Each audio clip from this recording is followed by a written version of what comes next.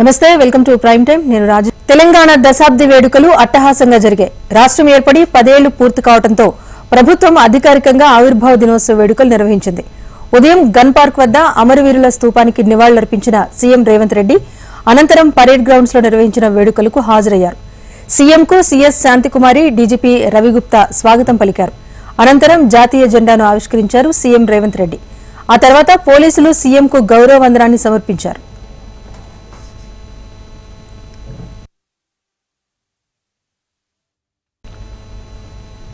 ఇక parade grounds లో అధికారిక కార్యక్రమాల అనంతరం ట్యాంక్ బండ్ దగ్గర ప్రత్యేకంగా వేడుకలు నిర్వహించింది రాష్ట్ర ప్రభుత్వం ఈ వేడుకలకు భారీ ఎత్తున ప్రజలు హాజరయ్యారు వేడుకల సందర్భంగా ఏర్పాటు చేసిన హస్తకళలు ప్రత్యేక ఉత్పత్తులు వివిధ రకాల ఫుడ్ స్టాల్స్ ను గవర్నర్ రాధాకృష్ణన్తో కలిసి సీఎం రేవంత్ సందర్శించారు అనంతరం అక్కడే ఏర్పాటు చేసిన కళాకారుల ప్రదర్శనలు రాష్ట్ర గీతంతో నిర్వహించిన ఫ్లాగ్ వాక్ ను వీక్షించారు రాష్ట్ర గీతం రచయిత అందశ్రీ సంగీత దర్శకుడు కీరవాణిని సన్మానించారు సీఎం రేవంత్ కార్యక్రమం ముగింపులో 10 నిమిషాల పాటు బాణసంచా ప్రదర్శన ప్రత్యేక ఆకర్షణగా నిలిచింది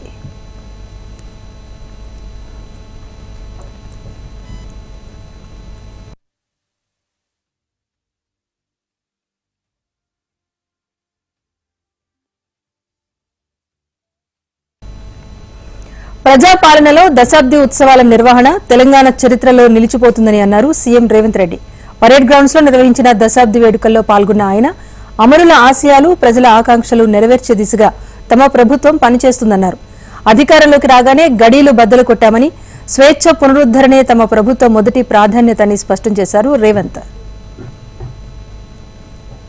డిసెంబర్ 7, 2023న ప్రారంభమైన ప్రజాపాలనలో స్వేచ్ఛ పునరుద్ధరణకు మొదటి ప్రాధాన్యత ఇచ్చాం ముళ్ళ కంచెలు ఇనుప గోడలు తొలగించాం పాలకులు పాలితుల మధ్య గోడలు బద్దలు కొట్టాం మున్సిపల్ కౌన్సిలర్ నుండి ముఖ్యమంత్రి వరకు ప్రజలకు అందుబాటులో ఉండే పాలన తెచ్చాం మేం సేవకులం తప్ప పాలకులం కాదన్న నిజాన్ని నిరూపించాం ప్రగతి భవన్ను మహాత్మా జ్యోతిరావు పూలే ప్రజాభవన్గా పేరు మార్చి ప్రజలకు అందుబాటులోకి తెచ్చాం ప్రజలకు స్వేచ్ఛ సామాజిక న్యాయం సమాన అవకాశాలు ఇవ్వాలన్నది మా ప్రభుత్వం యొక్క ప్రాధాన్యత ఏ హోదాలో సోనియా గాంధీని ఆహ్వానించారని అడుగుతున్నారు నేను చెప్పదలుచుకున్న బిడ్డ ఇంట్లో శుభకార్యానికి తల్లికి హోదా కావాలా తల్లిని ఆహ్వానించడానికి బిడ్డకు ఒకరి పర్మిషన్ అవసరమా ఏ హోదా ఉందని ఏ పదవిలో ఉన్నారని మహాత్మా గాంధీని మన జాతిపితగా గుర్తించుకున్నాం తెలంగాణ చరిత్ర ఉన్నంత వరకు శ్రీమతి సోనియా గాంధీని తల్లిగా గుర్తించి గౌరవిస్తుంది ఈ గడ్డతో ఆ తల్లి బంధం రాజకీయాల బంధము కాదు ఆ తల్లి బంధం పేగు బంధం ఈ తెలంగాణతో తెలంగాణ రాష్ట్ర అవతరణ దినోత్సవం సందర్భంగా రాష్ట్రపతి ద్రౌపది ముర్ము శుభాకాంక్షలు తెలిపారు తెలంగాణ సుసంపన్నమైన సంస్కృతి కలిగిన రాష్ట్రమని దేశంలోనే ముఖ్యమైన ఐటీ హబ్ గా అవతరించిందని ట్విట్టర్లో పేర్కొన్నారు దేశాభివృద్ధికి తెలంగాణ అందించిన సహకారం మరువలేందని గొప్ప చరిత్ర విశిష్ట సంస్కృతి రాష్ట్ర సొంతమని ప్రధాని మోదీ అన్నారు తెలంగాణ అభివృద్ధికి తాము కట్టుబడి ఉన్నామని మోదీ ట్వీట్ చేశారు తెలంగాణ అవతరణ దశాబ్ది ఉత్సవాల సందర్భంగా రాజ్ భవన్ లో జాతీయ పతాకాన్ని గవర్నర్ సిపి రాధాకృష్ణన్ ఆవిష్కరించారు అనంతరం పోలీసుల గౌరవ వందనం స్వీకరించారు తెలంగాణ ప్రజలకు రాష్ట్ర ఆవిర్భావ దినోత్సవ శుభాకాంక్షలు తెలిపారు దశాబ్ది వేడుకలు చేసుకోవడం సంతోషంగా ఉందన్నారు అవినీతి నిర్మూలనే మనందరి లక్ష్యమని అన్నారు governor I touch and salute the holy feet of Bharat Mata, the most powerful and the most merciful. Today we are celebrating the 10th foundation day of our great state Telangana. On this day we all must take one single vote that we all contribute for the inclusive development of Telangana and Mother Bharat. We will be free from bribes and we will never encourage bribes. We will try to keep the administration most transparent So the poorest among the poor will also get the benefit of the growth. Telangana అవతరణ దశాబ్ది ఉత్సవాల సందర్భంగా assembly ప్రాంగణంలో speaker గడ్డం ప్రసాద్ కుమార్, మండలి chairman Gutta Sukhender Reddy జాతీయ జెండాను ఆవిష్కరించారు. కార్యక్రమంలో డిప్యూటీ సీఎం భట్టి విక్రమార్క, మంత్రులు తుమ్మల నాగేశ్వరరావు, పొన్నం ప్రభాకర్ తదితరులు పాల్గొన్నారు.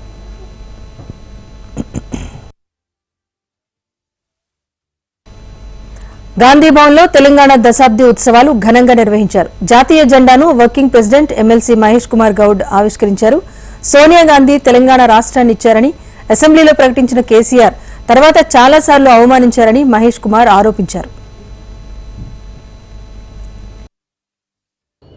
సోనియా గాంధీ గారి యొక్క తలంపు లేకుండా ఉంటే ఈనాడు ఈ దశాబ్ది ఉత్సవాలు జరుపుకునే అవకాశం ఉండేది కాదు. పార్టీ వెలుపల లోపల ఎంత వ్యతిరేకత వచ్చినప్పటికీ కూడా దృఢ నిశ్చయంతో ఇంకెన్నేళ్లున్నా ఆంధ్ర పాలకుల చేతుల్లో తెలంగాణ వాదులు ఎప్పుడు కూడా మోసపోక తప్పదన్నటువంటి ఒక విషయాన్ని గ్రహించి ఎక్కడా పొక్కనీయకుండా చాలా జాగ్రత్తగా 2013-14లో తెలంగాణ ఆవిర్భావానికి కారకులైనారు. సాక్షాత్తు మాజీ ముఖ్యమంత్రి అసెంబ్లీలో సోనియా గాంధీ వల్లే తెలంగాణ వచ్చింది, ఇది చరిత్ర అని చెప్పిన వ్యక్తి. తెలంగాణ రాష్ట్రం ప్రగతి దిశగా ముందుకు సాగాలని ఆకాంక్షించారు కాంగ్రెస్ అగ్రనాయకురాలు సోనియా గాంధీ. తెలంగాణ దశాబ్ది ఉత్సవాల సందర్భంగా ఆమె వీడియో సందేశాన్ని పంపించారు. తెలంగాణ ఏర్పాటుకు ఎన్నో ఆటంకాలు ఎదురైనా ప్రజల పోరాట పటిమ ప్రత్యేక రాష్ట్ర కలను సాకారం చేసే శక్తిని తమకిచ్చిందన్నారు. आज तेलंगाना स्थापना दिवस के इस महत्वपूर्ण अवसर पर मैं अपने संदेश की शुरुआत मां तेलंगाना के उन अनगिनत शहीदों को श्रद्धांजलि अर्पित करते हुए करना चाहती हूं, जो इस महान राज्य के निर्माण के लिए शहीद हुए. मैंने 2004 में करीमनगर में तेलंगाना के लोगों से वादा किया था कि कांग्रेस पार्टी उनके अलग राज्य के सपने को पूरा करेगी.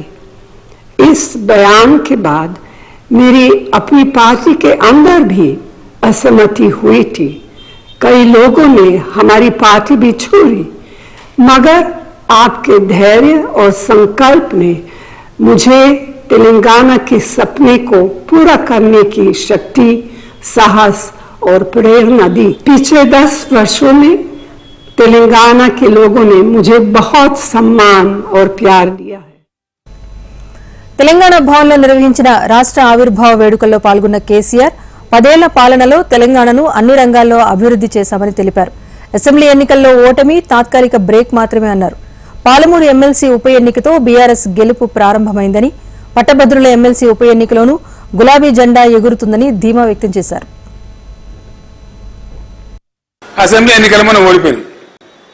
సరే, కొంత నైరాశ్యం వస్తుంది సహజంగానే. ఎక్కడ వాళ్ళు అక్కడ ఉన్నాం 4 రోజులు. మళ్ళీ నేను బస్ ఎక్కితే మళ్ళీ అదే గజన, అదే కథ. ఎక్కడ లేచి దద్దరిల్లే పరిస్థితి. అంటే విషయం ఏంటంటే, అంత రూట్స్ ఉన్నటువంటి అన్న పునాదులు ఉన్నటువంటి ఇవి వచ్చేటివి టెంపరీ సెట్ బ్యాక్స్. చాలా చిన్న విషయాలు ఇవి, సహజంగా వస్తుంటాయి. చాలా జరుగుతాయి ఇట్లా హిస్టరీలో మనం చూస్తే. మనకన్నా ముందు కూడా 10 ఏళ్ళు కాంగ్రెస్ అపోజిషన్లో ఉండే కదా, మరి కథ అయిపోయినరా కాలే కదా, మళ్ళీ ప్రభుత్వానికి వచ్చింది కదా. అట్లనే గ్యారంటీగా మళ్ళీ రేపు వచ్చేది బీఆర్ఎస్ 100%. ఇవాళ మిత్రుడు నవీన్ రెడ్డి గెలిచిండు. మహబూబ్నగర్ జిల్లా నాయకులందరూ కూడా నేను ధన్యవాదాలు తెలియజేస్తా ఉన్నా. ఇంకొక ఎమ్మెల్సీ కూడా పెద్ద హీరోయిక్ గెలుపుకోబోతాడు, రాకేష్ రెడ్డి. ఆ రిజల్ట్ డిక్లేర్ అయిపోయింది. అది ఇక నడమల పార్లమెంట్లో ఏమవుతుందో చూద్దాం, ఎన్నైనా రావచ్చు. తెలంగాణ కలను సాకారం చేసుకుని దశాబ్దం గడిచిన సందర్భం ఇది అని కేటీఆర్ ట్వీట్ చేశారు. బక్కపలచని ఉక్కు సంకల్పం కలిగిన కేసీఆర్ పోరాట ఫలితం తెలంగాణ అంటూ అభివర్ణించారు. అమరవీరుల ప్రాణత్యాగాల పునాదులపై ఏర్పడిన కొత్త రాష్ట్రం మనదని అన్నారు కేటీఆర్. పాలన చేత కాదంటూ వెక్కిరించిన వాళ్లే మనసు నిండా ప్రశంసించిన దశాబ్దమిది అని అన్నారు. నాడు కరవు నేడు సుభిక్షమైన కోటి రతనాల వీణ సంకల్పంతో దేశానికి తెలంగాణ దిక్సూచిగా కొనసాగాలని కాంక్షిస్తున్నానని కేటీఆర్ ట్వీట్ చేశారు. నీళ్లు, నిధులు, నియామకాలను గత 10 ఏళ్లలో కాపాడుకోలేకపోయామన్నారు బీజేపీ ఎంపీ లక్ష్మణ్. గతంలో సీఎంగా పనిచేసిన కేసీఆర్ స్వార్థపూరిత అవసరాలను నెరవేర్చుకోవడానికి తెలంగాణ అనే పదాన్ని వినియోగించారంటూ విమర్శించారు. తెలంగాణ త్యాగాలను, అమరుల బలిదానాలను విస్మరించారన్నారు. ఆ యొక్క రాష్ట్ర డిమాండ్ కోసం ఏవైతే ట్యాగ్ లైన్ గా ఉన్నటువంటి నిధులు, నీళ్లు, నియామకాలు లేదా మన సంస్కృతి, మన ఆనవాళ్ళు ఇవన్నీ కూడా ఈ 10 సంవత్సరాల్లో దాని వల్ల కాపాడుకోలేకపోయాయి. ఆనాడు బీఆర్ఎస్ అయినా కానీ, టీఆర్ఎస్ అయినా కానీ, చివరికి టీఆర్ఎస్ అనే పార్టీ తన పార్టీలో తెలంగాణ పదాన్ని తొలగించి ఏ రకంగా బీఆర్ఎస్ గా మార్చుకుందో, ఆ రకంగా తమ స్వార్థపూరితమైనటువంటి అవసరాలు, రాజకీయాలు నెరవేర్చుకోవడానికి తెలంగాణను వాడుకునే తప్పితే తెలంగాణ త్యాగాలను, తెలంగాణ బలిదానాలను ఆ పునాదుల మీద వారు భోగాలు అనుభవించారు. కానీ ఈ కుటుంబాలను విస్మరించి, ఈ కుటుంబాలను వాళ్ళ ఆత్మలు ఘోషిస్తున్నారు. ఎవరైతే 1200 మంది మలి దశలో 370 మంది దాదాపుగా చనిపోయిన వాళ్ళ ఆత్మలు ఘోషిస్తున్నారు. తెలంగాణ ఆవిర్భావ వేడుకలకు సోనియా గాంధీని ఆహ్వానించిన రేవంత్ రెడ్డి బీజేపీ నాయకులను ఎందుకు ఆహ్వానించలేదని కరీంనగర్ ఎంపీ బండి సంజయ్ ప్రశ్నించారు. ఇచ్చిన మాటను వెనక్కు తీసుకోవడం వల్లే ఆత్మహత్యలు జరిగాయని ఆయన విమర్శించారు. కేసీఆర్ ను స్వయంగా ఆహ్వానించిన రేవంత్ తెలంగాణకు మద్దతిచ్చిన బీజేపీని ఎందుకు ఆహ్వానించలేదని ప్రశ్నించారు. సోనియా గాంధీ గారిని ఆహ్వానించినటువంటి ముఖ్యమంత్రి గారు ఇట్లా భారతీయ జనతా పార్టీ నాయకులను ఎందుకు ఆహ్వానించలేదో చెప్పాల్సిన అవసరం ఉంది. ఇది అధికారిక కార్యక్రమం. అధికారిక కార్యక్రమం అయినప్పుడు కూడా సోనియా గాంధీ గారిని తెలంగాణ రప్పించి కేసీఆర్ గారిని ఆహ్వానించి వీళ్ళిద్దరినీ ఒకే వేదిక పంచుకునే విధంగా ఒక ప్లాన్ కాంగ్రెస్ పార్టీ వేసింది. వాళ్ళిద్దరిని ఒకే వేదిక మీద కూర్చోబెట్టాలి, ఒకే వేదిక పంచుకోవాలి. కారణం ఏంటి అంటే ఫోన్ ట్యాపింగ్ లో కానీ, కాళేశ్వరం కానీ కేసీఆర్ కుటుంబం జైలుకు పోయేటువంటి అవకాశాలు ఉన్నాయి. ఫోన్ ట్యాపింగ్ లో నిందితులుగా భావింపబడుతున్న వ్యక్తులు వాళ్ళ వాంగ్మూలంలో, వాళ్ళ స్టేట్మెంట్ లో క్లియర్ గా కేసీఆర్ పేరు చెప్పారు. జయ జయ హే తెలంగాణ జనని జయకేతనం అంటూ తెలంగాణ అస్తిత్వాన్ని, సంస్కృతిని ప్రపంచానికి చాటిన గీతం మలిదశ ఉద్యమాన్ని ఉర్రూతలూగించింది. తెలంగాణ ప్రజానీకాన్ని ఒక్కతాటిపైకి తీసుకొచ్చింది. ఇన్నాళ్లు అనధికారిక తెలంగాణ గీతమైన జయ జయ హే అధికారిక రాష్ట్ర గీత హోదాను దక్కించుకుంది. కీరవాణి స్వర కల్పనలో రూపుదిద్దుకున్న గీతాన్ని సీఎం రేవంత్ ఆవిష్కరించారు.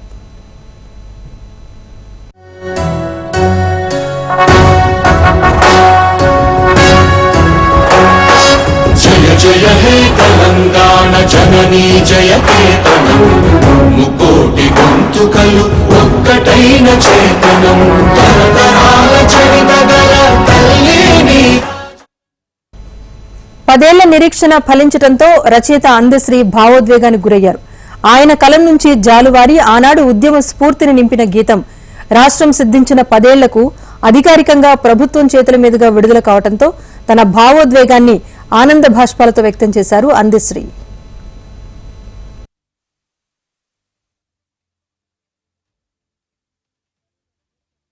మూడు జోన్లుగా తెలంగాణను విభజిస్తున్నట్లుగా సీఎం రేవంత్ రెడ్డి ప్రకటించారు. హైదరాబాద్ ఔటర్ రింగ్ రోడ్ పరిధిలో ఉన్న ప్రాంతం అర్బన్ తెలంగాణ, ఓఆర్ఆర్ నుంచి రీజనల్ రింగ్ రోడ్ ప్రాంతం వరకు sub urban, regional ring road నుంచి తెలంగాణ సరిహద్దు వరకు రూరల్ ప్రాంతంగా ఏర్పాటు చేస్తామన్నారు సీఎం. ఈ 3 ప్రాంతాల అభివృద్ధికి ప్రణాళికలు సిద్ధం చేస్తామన్నారు. త్వరలో రీజనల్ రింగ్ రోడ్ను కూడా పూర్తి చేస్తామని స్పష్టం చేశారు. ఫోన్ ట్యాపింగ్ పై మంత్రి కోమటిరెడ్డి వెంకటరెడ్డి కీలక వ్యాఖ్యలు చేశారు. ఫోన్ ట్యాపింగ్ వ్యవహారంలో తెలంగాణను కేసీఆర్ నవ్వులు పాలు చేశారంటూ విమర్శించారు. మే 26న హరీష్ రావు అమెరికా వెళ్లినప్పుడు ప్రభాకర్ రావును కలిశారంటూ ఆరోపించారు వెంకటరెడ్డి.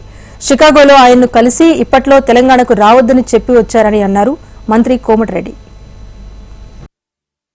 ఈ నెల 26 రోజు ఇలా అల్లుడు మేనల్లుడు పుట్టి మాటగారి హరీష్ రావుని అమెరికాకు పంపించిండు. ఎన్నడు పంపించిండు? 26 మే రోజు Emirates flight EK 525 flight number 4:35 AM departure అవుతుంది హైదరాబాద్ లో 26 మేకు. మళ్ళీ హైదరాబాద్ రిటర్న్ ఎప్పుడు వచ్చిండు? వయా ముంబైకి వెళ్ళి నిన్న పొద్దున 7:30 AM కు నిన్న హైదరాబాద్ లో దిగిండు. కొలరాడో చికాగో అక్కడక్కడనే తిరుగుతున్న దొంగ, టెలిఫోన్ దొంగ, ఎవరు మన ట్యాపింగ్ దొంగ ప్రభాకర్, ఆయన దగ్గర పోయి మాట్లాడి నువ్వు ఇప్పటింతలా రాకు, రాష్ట్ర ప్రభుత్వం రెడ్ కార్డు నోటీస్ ఇవ్వాలని చెప్పి కేంద్రానికి రాసి మేము 4 రోజులు అయింది. మేము రాసి మా ప్రభుత్వం రాసి 1 నెల అయింది. రెడ్ కార్డు నోటీస్ ఇవ్వాలంటే సిబిఐ పర్మిషన్ కావాలి. ఈ లోపల ఈయన హరీష్ రావుని దొంగచాటుగా మీకు ఎవరికైనా వెళ్తే అమెరికా పోయినట్టు హరీష్ రావు ఎవరికైనా. అమెరికాలో ప్రభాకర్ రావును కలిశారన్న మంత్రి కోమటిరెడ్డి వ్యాఖ్యలపై మాజీ మంత్రి హరీష్ రావు స్పందించారు. కోమటిరెడ్డికి మతి భ్రమించిందని ఫైర్ అయ్యారు. కుటుంబంతో కలిసి విదేశాలకు వెళ్లింది వాస్తవమే అని, అక్కడ ప్రభాకర్ రావును కలిసినట్టు నిరూపిస్తే అమరవీరుల స్తూపం వద్ద ముక్కు నేలకు రాయటానికి తాను సిద్దమంటూ సవాల్ చేశారు హరీష్ రావు. ఒకవేళ రుజువు చేయకపోతే కోమటిరెడ్డి ముక్కు నేలకు రాస్తాడా అంటూ ప్రశ్నించారు. తాను ఎక్కడకు వెళ్లింది, ఏ హోటల్లో ఉన్నది వివరాలిస్తానన్నారు. తన పాస్పోర్ట్తో బహిరంగ చర్చకు రావడానికి తాను సిద్దమని అన్నారు. మంత్రి కోమటిరెడ్డి ఆధారాలతో రాకపోతే బహిరంగ క్షమాపణ చెప్పాలని డిమాండ్ చేశారు హరీష్ రావు. ఓట్ల లెక్కింపుపై ఏపీ ఎన్నికల ప్రధానాధికారి ముఖేష్ కుమార్ మీనా సమీక్షించారు. సచివాలయం నుంచి రిటర్నింగ్ అధికారులతో వీడియో కాన్ఫరెన్స్ నిర్వహించారు. ఖచ్చితమైన ఫలితాలను త్వరితగతిన ప్రకటించేందుకు జిల్లాల వారీగా చేస్తున్న ముందస్తు ఏర్పాట్లను సమీక్షించారు. ఎన్నికల సిబ్బంది ర్యాండమైజేషన్, పోస్టల్ బ్యాలెట్ లెక్కింపు, ఈవీఎంలలో పోలైన ఓట్ల లెక్కింపునకు చేపట్టాల్సిన అంశాలపై చర్చించారు. రౌండ్ల వారీగా ఫలితాల ట్యాబులేషన్, ఎన్కోర్లో ఫీడ్ చేయటం, అందుకు అవసరమైన ఐటీ సిస్టమ్స్ ఏర్పాటు అన్ని అంశాలు కూడా సీఈఓ పలు సూచనలు చేశారు. ఓట్ల లెక్కింపు పూర్తయిన తర్వాత చేపట్టాల్సిన పనులపై కూడా సూచనలు చేశారు. 3 అంచెల భద్రతా వ్యవస్థ ఏర్పాటు తదితర అంశాలపైన జిల్లాల వారీగా ఎన్నికల అధికారులతో సీఈఓ సమీక్షించారు. సార్వత్రిక ఎన్నికల్లో కూటమికి తిరుగులేని విజయం సాధిస్తుందని టీడీపీ అధినేత చంద్రబాబు ధీమా వ్యక్తం చేశారు. విజయం కోసం టీడీపీ, జనసేన, బీజేపీ నేతలు, కార్యకర్తలు సమన్వయంతో పనిచేశారంటూ ప్రశంసించారు. పవన్ కళ్యాణ్, పురంధేశ్వరితో పాటు 3 పార్టీల నేతలు, కార్యకర్తలు బాగా కష్టపడ్డారన్నారు. కూటమి ఎమ్మెల్యే, ఎంపీ అభ్యర్థులతో చంద్రబాబు కాన్ఫరెన్స్ నిర్వహించారు. కౌంటింగ్ ప్రక్రియలో తీసుకోవాల్సిన జాగ్రత్తలు, చర్యలపైన నేతలకు పలు సూచనలు చేశారు. ఎగ్జిట్ పోల్స్ అన్ని రాష్ట్రంలో కూటమి విజయం వైపే మొగ్గు చూపాయన్నారు. కేంద్రంలో, రాష్ట్రంలో ఎన్డీఏ కూటమి ప్రభుత్వాన్ని ఏర్పాటు చేయబోతోందని ధీమా వ్యక్తం చేశారు. కౌంటింగ్ సక్రమంగా జరిగితేనే ఫలితాలు పారదర్శకంగా వస్తాయని ప్రభుత్వ సలహాదారు సజ్జల రామకృష్ణారెడ్డి అన్నారు. రాష్ట్రంలో ఉన్న పరిస్థితుల దృష్ట్యా వైసీపీ శ్రేణులు జాగ్రత్తగా ఉండాలని పిలుపునిచ్చారు. పోస్టల్ బ్యాలెట్ లెక్కింపు విషయంలో అత్యంత అలర్ట్ గా ఉండాలన్నారు. పోస్టల్ బ్యాలెట్ విషయంలో ఈసీనే నిబంధనలను అతిక్రమిస్తోందన్నారు. ఈ విషయంలో సుప్రీంకోర్టుకు వెళ్తున్నట్లుగా సజ్జల ప్రకటించారు. ఇది పేదలకు, పెత్తందారులకు మధ్య ఒక యుద్ధంలాగా ఎప్పుడైతే తయారైందో, ఎవరి వాయిస్ అయితే పెద్దగా ఉంటుందో వాళ్ళందరూ ఒకటే అయ్యారు. ఈ పార్టీలన్నీ ఒకటి కావడం వల్ల సౌండ్ మాత్రం చాలా పెద్దగా వచ్చింది ఆ వైపు నుంచి. దాన్ని పట్టుకొని అక్కడి నుంచి దాని మీదనే మొత్తం బిల్డ్ చేస్తూ సెంటర్లో ఉన్న దీంతోనూ ఎన్నికల కమిషన్ మీద ఒత్తిడి తీసుకొచ్చాం. మీరు గమనిస్తే గత నెల రోజులుగా ఎన్నికలకు ముందు నుంచి వస్తున్న డైరెక్షన్స్ కానీ మెల్లగా పూర్తిగా ఎలక్షన్ కమిషన్ ఒక నిష్పక్షపాతంగా ఉండాల్సిన ఒక పెద్ద మనిషి, ఒక ఆర్బిట్రేటర్ లేదా ఒక అంపైర్ ఎట్లుండాలనో అది వదిలేసి ఏకపక్షంగా ఎగ్జిట్ పోల్స్ పై తమకు నమ్మకం లేదని, 36 గంటలు ఆగితే ఫలితాలే వస్తాయని వైసీపీ ఎంపీ వైవీ సుబ్బారెడ్డి అన్నారు. ఏపీ పరిస్థితులు వేరని, రాష్ట్ర ప్రజలపై తమకు అపారమైన నమ్మకం ఉందన్నారు. సీఎం జగన్ అందించిన సంక్షేమ పథకాలే మళ్లీ అధికారంలోకి తీసుకొస్తాయని ధీమా వ్యక్తం చేశారు. ఎన్నికల సంఘాన్ని అడ్డం పెట్టుకుని టీడీపీ ఇష్టారీతిన వ్యవహరిస్తోందని ఆరోపించారు వైవీ సుబ్బారెడ్డి. మన రాష్ట్రంలో పరిస్థితులు వేరు, మన రాష్ట్రంలో ఎన్నికలు జరిగిన తీరు వేరు. మనకి ప్రజలపై అపారమైన నమ్మకం ఉంటుంది. ప్రజలు ఏ ప్రభుత్వం వస్తే మేలు జరుగుతుందని ప్రజలు భావిస్తున్నారు. తప్పకుండా ఆ ప్రభుత్వానికి ఓటు వేశారు. ఎగ్జిట్ పోల్స్ ఇవన్నీ కూడా మనకు సంబంధం లేదు. అనదర్ 36 hours మనం వెయిట్ చేస్తే యాక్చువల్ పోల్ రిజల్ట్ వస్తుంది. తప్పకుండా ప్రజలు వైఎస్ఆర్ కాంగ్రెస్ పార్టీ. రాష్ట్ర విభజన జరిగి 10 ఏళ్లు గడిచిందని, ఏపీ పరిస్థితి దశాబ్ద ఘోషగా మారిందని మాజీ ఎంపీ ఉండవల్లి అరుణ్ కుమార్ అన్నారు. ఏపీ విభజన సమస్యలు పరిష్కారం కోసం కొత్తగా వచ్చే ప్రభుత్వం కృషి చేయాలని కోరారు. ఏపీకి జరిగిన అన్యాయంపై మాట్లాడే ధైర్యం లేకపోతే ఎలా అంటూ ప్రశ్నించారు. ఏపీకి రావాల్సిన నిధులను తెలంగాణ ఇవ్వలేదని ఉండవల్లి ఆరోపించారు. ఇక పోలవరం ప్రాజెక్టు పరిస్థితి అగమ్యగోచరంగా మారిందన్నారు. ఇందుకు పూర్తి బాధ్యత రాష్ట్ర ప్రభుత్వానిది అంటూ దుయ్యబట్టారు. ఇంత పెద్ద ప్రాజెక్టు, నేషనల్ ప్రాజెక్టు స్టేట్ గవర్నమెంట్కి హ్యాండ్ ఓవర్ చేసినప్పుడు ఎక్కడో చోట మినిట్సో ఏదో ఒకటి ఉండాలి కదా. అడిగితే ఇచ్చేయడానికి దానిలో మనం కూడా మామూలు కూడా అలా ఇచ్చుకో. ఇంత బాధ్యతారాహిత్యంగా నడుపుతున్నటువంటి దీంట్లో 70% తప్పు ఆంధ్రప్రదేశ్ ప్రభుత్వాలే. వాళ్ళకేం కావాలి, వాళ్ళకి ఇక్కడేం పొలిటికల్ ఇంట్రెస్ట్ లేదు. ఉమ్మడి మహబూబ్ నగర్ స్థానిక సంస్థల ఎమ్మెల్సీ బైపోల్లో బీఆర్ఎస్ ఘన విజయం సాధించింది. పార్టీ అభ్యర్థి నవీన్ కుమార్ రెడ్డి 111 ఓట్ల మెజార్టీతో విజయ దుందుబి మోగించారు. బీఆర్ఎస్ అభ్యర్థి నవీన్ కుమార్ రెడ్డికి 763 ఓట్లు పోల్కాగా కాంగ్రెస్ అభ్యర్థి మన్నే జీవన్ రెడ్డికి 652 ఓట్లు పోలయ్యాయి. మొదటి ప్రాధాన్యత ఓట్లతోనే ఆయన గెలుపొందారు. కసిరెడ్డి నారాయణ రెడ్డి ఎమ్మెల్యేగా గెలుపొందడంతో ఎమ్మెల్సీ పదవికి రాజీనామా చేశారు. దీంతో ఏర్పడిన ఖాళీకి ఉప ఎన్నిక జరగ్గా బీఆర్ఎస్ ఆ స్థానాన్ని నిలుపుకుంది. ఎమ్మెల్సీగా విజయం సాధించిన అనంతరం నందినగర్లోని కేసీఆర్ నివాసానికి వెళ్లి ఆయన ఆశీర్వాదం తీసుకున్నారు నవీన్ రెడ్డి. నవీన్ రెడ్డిని అభినందించిన కేసీఆర్ శుభాకాంక్షలు తెలిపారు. మహబూబ్ నగర్ స్థానిక సంస్థల ఎమ్మెల్సీ ఉప ఎన్నికలో బీఆర్ఎస్ ఘన విజయం సాధించడం పట్ల కేటీఆర్ హర్షం వ్యక్తం చేశారు. సీఎం సొంత జిల్లాలో బీఆర్ఎస్ ను గెలిపించారని అన్నారు. ఈ గెలుపులో భాగస్వాములైన ప్రజాప్రతినిధులకు ధన్యవాదాలు తెలిపారు కేటీఆర్. సీఎం జగన్ పై దాడి కేసులో నిందితుడికి కోర్టు షరతులతో కూడిన బెయిల్ మంజూరు చేసింది. ఈ నేపథ్యంలో నిందితుడు వేముల సతీష్ జైలు నుంచి విడుదలయ్యాడు. శని, ఆదివారాల్లో ఉదయం 10 నుంచి సాయంత్రం 5 గంటల వరకు పోలీసులకు అందుబాటులో ఉండాలని కోర్టు కండిషన్ విధించింది. ఏప్రిల్ 13న విజయవాడ అజిత్ నగర్ లో ఎన్నికల ప్రచారంలో ఉన్న సీఎం జగన్ పై గులకరాయి దాడి కేసులో వేముల సతీష్ నిందితుడిగా ఉన్నాడు. ఇక కోడికత్తి కేసు తరహాలో అమాయకుడైన సతీష్ ను ఈ కేసులో ఇరికించారని డిఫెన్స్ లాయర్ సలీం సంచలన వ్యాఖ్యలు చేశారు. నైరుతి రుతుపవనాలు రాయలసీమలోకి ప్రవేశించాయి. సీమలోని కొన్ని ప్రాంతాలకు విస్తరించినట్లుగా రాష్ట్ర విపత్తుల నిర్వహణ సంస్థ ప్రకటించింది. ఏపీ వ్యాప్తంగా రుతుపవనాలు విస్తరించేందుకు పరిస్థితులు అనుకూలంగా ఉన్నట్టుగా వెల్లడించింది. దీని ప్రభావంతో ఏపీలోని కొన్ని చోట్ల తేలికపాటి నుంచి మోస్తరు వర్షాలు కురిసే అవకాశం ఉన్నట్టు విపత్తు నిర్వహణ సంస్థ తెలిపింది. మొదట ఈ నెల 4, 5 తేదీల్లో రుతుపవనాలు ఏపీని తాకుతాయని అంచనా వేసినప్పటికీ ముందుగానే ప్రవేశించాయి.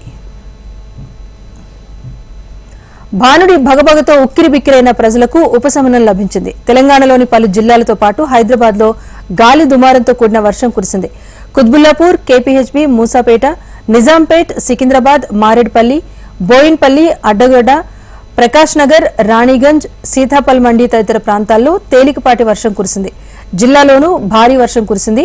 దీంతో వాతావరణం ఒక్కసారిగా చల్లబడింది. పలుచోట్ల విద్యుత్కు అంతరాయం కలిగింది. గాలి దుమారం సైతం రావడంతో చెట్లు నేల కొరిగాయి.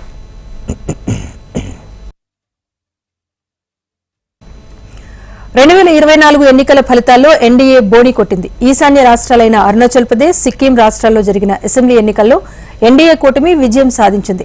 అరుణాచల్ ప్రదేశ్ అసెంబ్లీ ఎన్నికల్లో ఘన విజయం సాధించి ముచ్చటగా మూడోసారి అధికారాన్ని కైవసం చేసుకుంది. 60 అసెంబ్లీ నియోజకవర్గాలున్న హిమాచల్లో బీజేపీ 46 స్థానాలు గెలుచుకుంది. వీటిలో 10 సీట్లలో అసలు బీజేపీకి పోటీనే లేదు. అభ్యర్థులు సైతం నిలబడలేదు. దీంతో ఆ 10 స్థానాలు బీజేపీకి ఏకగ్రీవమయ్యాయి. ఇక సిక్కిం అసెంబ్లీ ఎన్నికల ఫలితాలను సైతం ఈసీ వెల్లడించింది. సిక్కిం క్రాంతికారి మోర్చా ఎస్కేఎం మరోసారి అఖండ మెజార్టీతో ప్రభుత్వాన్ని ఏర్పాటు చేయబోతోంది. అధికార ఎస్కేఎం వరుసగా రెండోసారి అధికార పీఠాన్ని ఎక్కనుంది. రాష్ట్రంలోని 32 స్థానాల్లో ఎస్కేఎం 31 చోట్ల విజయం సాధించింది. సిక్కిం డెమోక్రటిక్ ఫ్రంట్ 1 స్థానాన్ని గెలుచుకుంది. అసెంబ్లీ గడువు ముగుస్తూ ఉండటంతో ఈ 2 రాష్ట్రాల్లో 2 రోజుల ముందుగానే ఓట్లను లెక్కించారు.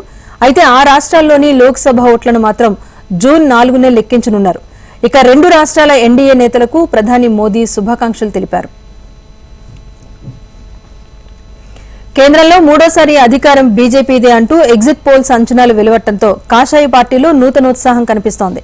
ఈ క్రమంలోనే కన్యాకుమారిలో దాదాపు 45 గంటల పాటు ధ్యానం ముగించుకున్న ప్రధాని మోదీ వివిధ అంశాలపై సమీక్షలతో బిజీగా గడిపారు. కొత్త ప్రభుత్వం ఏర్పాటు చేశాక అమలు చేయాల్సిన తొలి 100 రోజుల ప్రణాళికపై ప్రధానంగా దృష్టి పెట్టనున్నట్టుగా సమాచారం. రమాల్ తుపాను కారణంగా ఈశాన్య రాష్ట్రాల్లో వరదల ప్రభావంపైన ఉన్నతాధికారులతో ప్రధాని మోదీ తొలుత రివ్యూ నిర్వహించారు. అనంతరం దేశవ్యాప్తంగా అధిక ఉష్ణోగ్రతలు, వడగాలులతో చోటు చేసుకుంటున్న మరణాలు, బాధిత కుటుంబాలకు సాయంపైన సమీక్ష నిర్వహించారు. వీటితో పాటుగా జూన్ 5న ప్రపంచ పర్యావరణ దినోత్సవం సందర్భంగా ఏర్పాటు చేసే కార్యక్రమాలపైన ఉన్నతాధికారులతో చర్చించారు. ఎన్నికల కమిషనర్ను బీజేపీ ప్రతినిధి బృందం కలిసింది. 4 ముఖ్యమైన అంశాలపై చర్యలు తీసుకోవాలని ఈసీని బీజేపీ కోరింది. కౌంటింగ్ ప్రక్రియలోని అధికారులు ప్రతి చిన్న అంశంపైన శ్రద్దగా ఉండాలని కోరినట్లుగా కేంద్ర మంత్రి పీయూష్ గోయల్ తెలిపారు. భద్రతకు సంబంధించిన అంశాలను సైతం ప్రస్తావించామన్నారు. ఎన్నికల ప్రక్రియను నిర్వీర్యం చేయాలని చూస్తున్న వారిపై కఠిన చర్యలు తీసుకోవాలని డిమాండ్ చేసినట్టుగా చెప్పారు. పోస్టల్ బ్యాలెట్స్ ను లెక్కించిన అనంతరమే ఈవీఎం కౌంటింగ్ ప్రారంభించాలని ఇండియా బ్లాక్ నేతలు డిమాండ్ చేశారు. ఆ మేరకు ఎన్నికల సంఘాన్ని కలిసి ఫిర్యాదు చేశారు. మొదట పోస్టల్ ఫలితాలను ప్రకటించాలని ఈసీని కోరినట్టుగా నేతలు తెలిపారు. బీహార్ ఎన్నికల సమయంలో ఈవీఎం ఓట్ల లెక్కింపు తర్వాత పోస్టల్ బ్యాలెట్ ఓట్లను లెక్కించారని ఆయన గుర్తు చేశారు. లోక్సభ ఎగ్జిట్ పోల్స్ ఫలితాలన్నీ ఎన్డీఏ మ్యాజిక్ ఫిగర్ను దాటుతుందని చెప్పిన గెలుపు తమదే అని, తమది పీపుల్స్ సర్వే అని కాంగ్రెస్ అంటోంది. ఈ క్రమంలో ఇండియా బ్లాక్ ఎన్ని సీట్లు గెలుచుకుంటుందని అడిగినప్పుడు ఆ పార్టీ సీనియర్ నేత రాహుల్ గాంధీ తమాషా సమాధానమిచ్చారు. పంజాబీ సింగర్ సిద్ధూ మూసేవాలా 295 ట్రాక్ ను ప్రస్తావించారు. సిద్ధూ మూసేవాలా సాంగ్ విన్నారా అంటూ ప్రశ్నిస్తూ 295 సీట్లను చెప్పుకొచ్చారు. అవి ఎగ్జిట్ పోల్స్ కావని, మోదీ మీడియా పోల్ అని, ఆయన ఫ్యాంటసీ పోల్ అంటూ విమర్శించారు. ఎన్నికల కమిషన్ నిష్పక్షపాతంగా ఉండాలని కాంగ్రెస్ సీనియర్ నేత జయరాం రమేష్ కోరారు. ఎన్నికల సంఘం పనిచేసిన తీరును విశ్వసించలేమన్నారు. రాజ్యాంగబద్దమైన సంస్థ కావున గౌరవిస్తామని అన్నారు.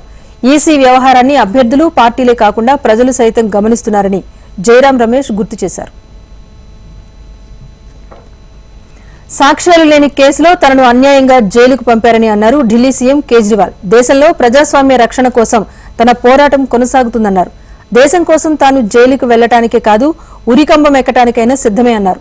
లిక్కర్ స్కామ్ కేసులో ఆరోపణలు ఎదుర్కొంటున్న కేజ్రీవాల్ తీహార్ జైల్లో సరెండర్ అయ్యారు. అంతకుముందు రాజ్ఘాట్లో గాంధీ సమాధి వద్ద నివాళులర్పించారు. T20 ప్రపంచ కప్ సంగ్రామం ఘనంగా ప్రారంభమైంది. తొలి మ్యాచ్లో ఆతిథ్య యుఎస్ఏ రికార్డు ఛేదన చేసి విజయం నమోదు చేసింది. యుఎస్ఏ కెనడా జట్ల మధ్య మ్యాచ్తో T20 ప్రపంచ కప్ పోరు మొదలైంది. కెనడా నిర్దేశించిన 195 పరుగుల టార్గెట్ను 17.4 ఓవర్లోనే 3 వికెట్ల కోల్పోయి విజయం సాధించింది. యుఎస్ఏ క్రికెట్ చరిత్రలోనే అతిపెద్ద విజయం ఇదే. వరల్డ్ కప్ హిస్టరీలోనూ అత్యధిక టార్గెట్ ఛేదించి గెలిచిన మ్యాచ్ల్లో మూడో